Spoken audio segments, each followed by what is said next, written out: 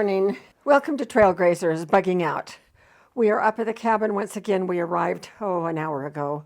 We had a little bit of brunch, and we're up here because they're going to be moving the last two big tanks today. And we're here for 3 days, so we have some things to do. But right now, we're just relaxing a little bit. I'm sitting on the front porch looking out at the beautiful green trees. This cabin is smack dab in the middle of the desert. And but once you drop down into this riparian area where the stream is, then it's very green. We're waiting for David to arrive and the gas company to arrive. Oh, I think David is pulling. Yep, he just pulled in on the other side of our rig right there. So he's going to be taking the fence down and getting ready for the gas guy to come. My plant press has arrived, so I'll be doing some plant pressing this time, and I'm going to take it out of the package and on camera and show you what it is and how it works. So we'll be back periodically throughout the day, plus working on other projects that will be individual videos. So how much of the fence are you going to take down?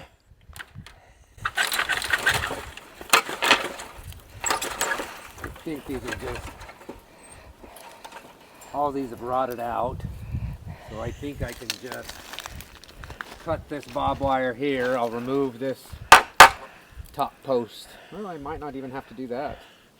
Can I lift it up and over? I don't know. Yeah, just to make it easier. I think what I'm going to try first is just to cut this stuff here. I might be able to keep this post intact and just swing this like a big gate. Oh. That's kind of what I'm hoping for. Oh, that'd be nice. And they'll be here in probably an hour or so. He said 11. Oh. I actually sent him a text on the way up saying, I'm on my way now. But he didn't respond in time before I lost service. Oh, okay. All right. There's propane. I smell propane.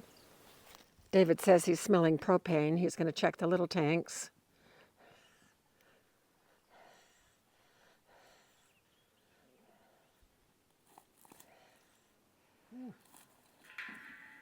So Brandon just arrived.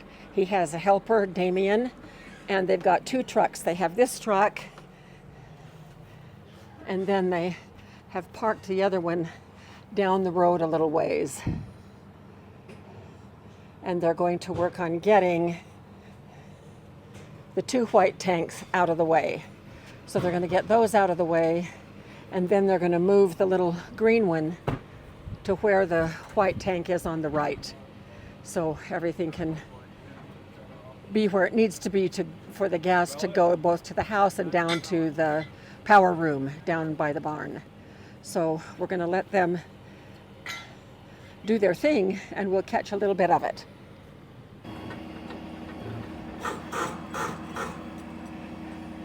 Okay, they're getting the first tank loaded up.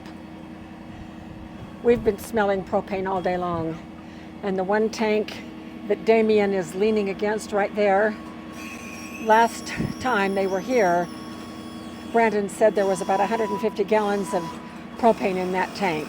Well, they checked again today and there's none. And so we've had some gas leaking out, and he said the older the gas is, the stinkier it gets, and so it's pretty stinky, so we'll be glad to have that tank gone. And the tank was made in 1959, so who knows? We're glad to be sending these on their way. So there they have it, settling into place.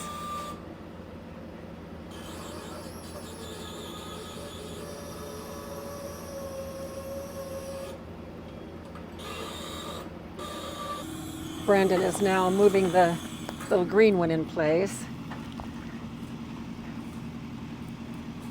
Oh, it's nice to have those two big ones gone. Okay, so it is in place up on blocks.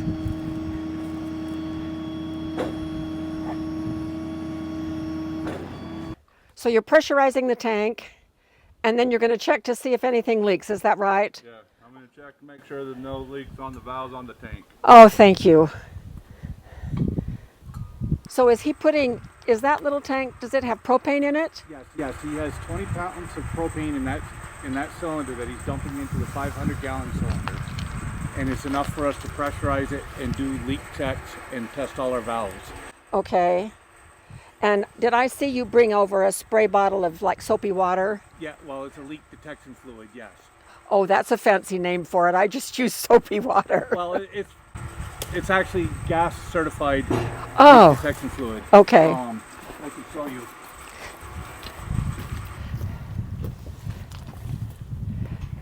It has an actual name. So it is an actual product used for the gas industry. Oh, okay. Okay. So everything's regulated then, isn't it? Correct. Valve and everything, there's no leak, so. Excellent. Even though it's a 1966 tank, it's decent shape. So at least it's a little younger than the 1959 tank. Tank in my house is a 1945. Is it really? My personal tank. That's about as old as I am. I like it. This one's as old as I am. This one's way older than me.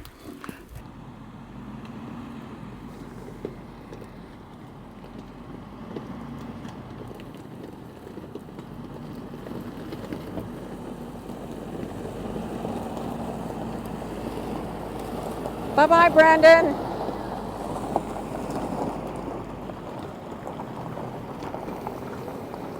There they go. Bye, Damian.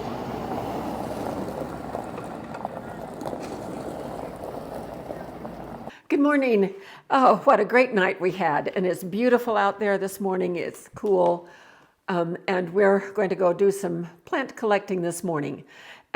Just taking a little bit of time off between the tasks that we have here in the cabin. So I wanted to show you my plant press and give you kind of an overview of what happens.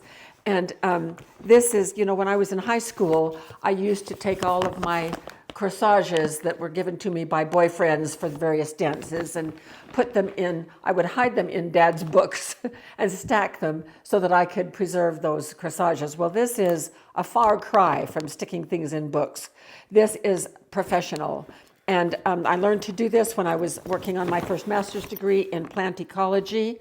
And it just came shortly before we left for the cabin. So I haven't even taken it. I cut the top off the plastic for access, and I haven't even taken it out yet. But first I want to show you the tools that I will be using. And I'm doing this scientifically, not just by the seat of my pants.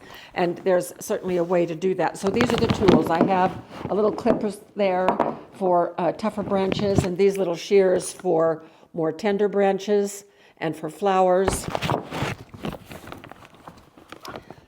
I have a sticky note pad that I can make some notes on, a pencil and a pen.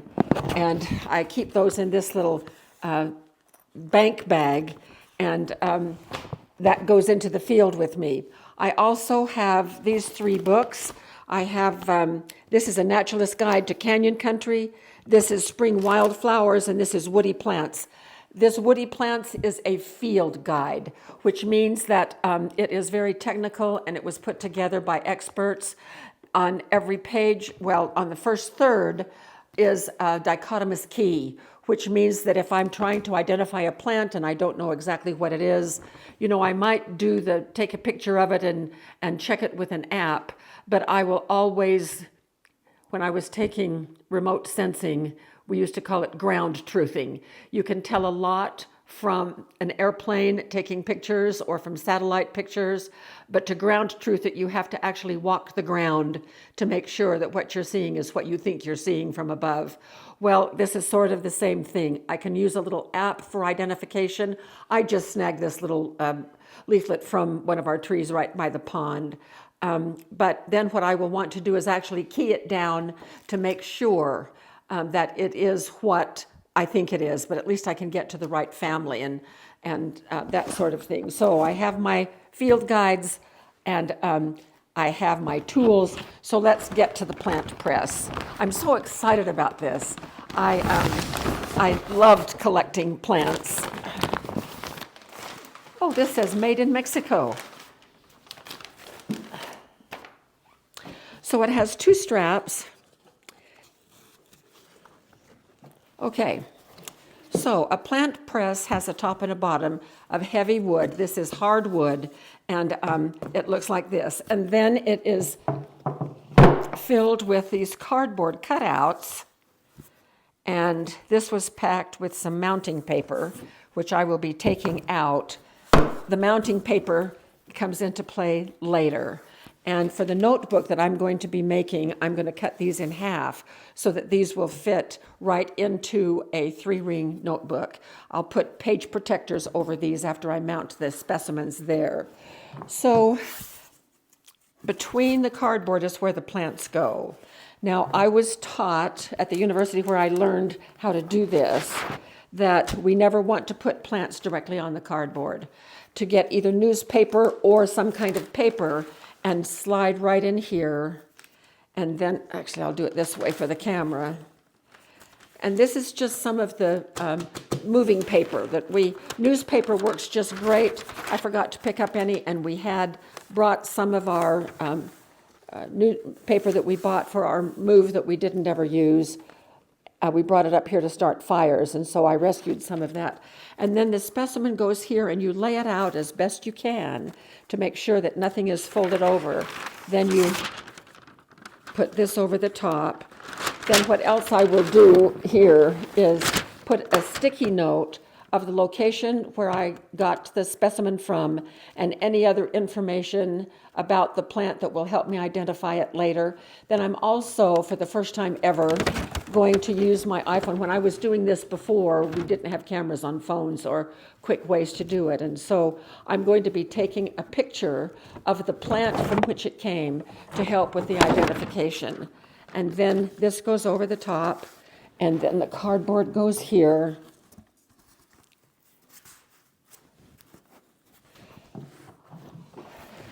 These will be aside. Then the top goes on.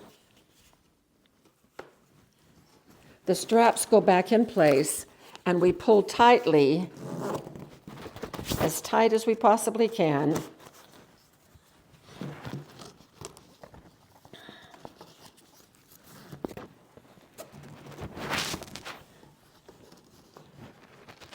And the specimens then sit in here for about 2 weeks to dry completely.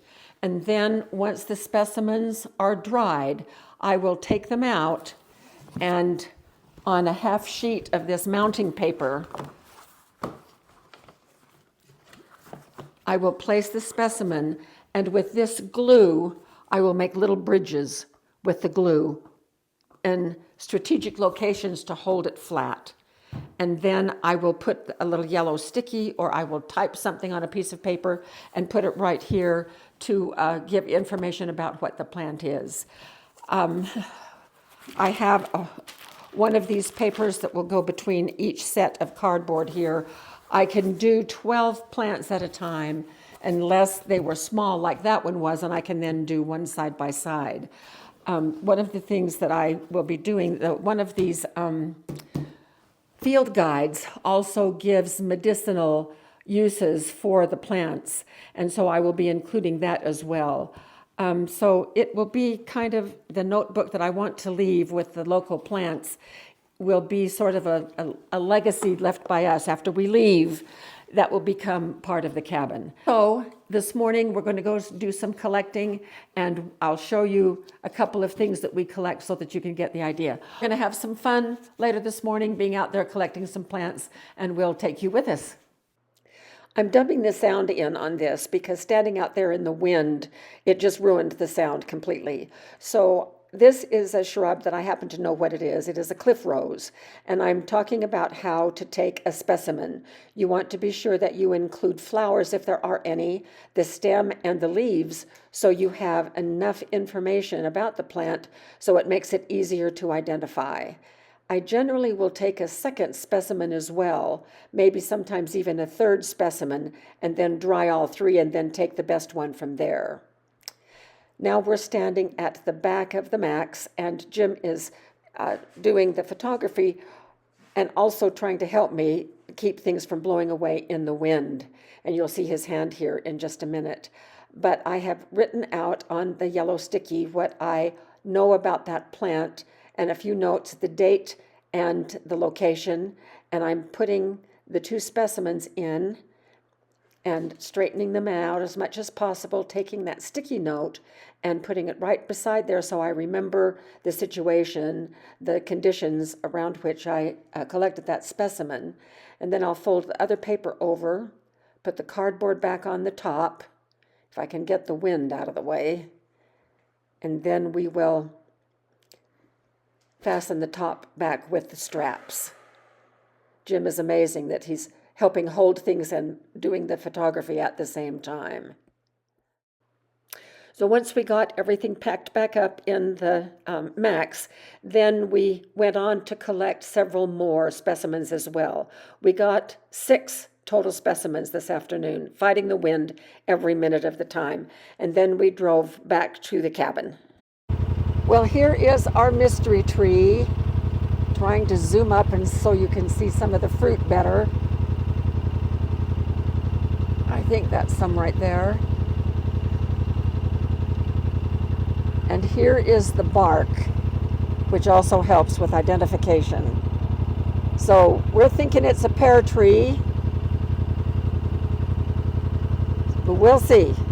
Back at the cabin after a successful collection trip in the wind, not ideal conditions at all, but we came home with 6 specimens. You can kind of see where the bulk of them are right here, and our plant press is getting taller and taller. Jim was able to help me collect one on a scree slope. I just couldn't get up there, and he had a little spill and came down part way on his behind, but then heroically got up again and got the sample for us. So this is the beginning of our collection, and we will bring you back from time to time and show the progress. We showed you the mystery tree, and our best guess is that it's a pear tree, but we would love to hear what you think. I did show the bark this time for those of you that may have more knowledge about fruit tree bark than we do. So thanks for being with us for this video up here at the cabin, and stay tuned for more adventures here at the cabin coming up.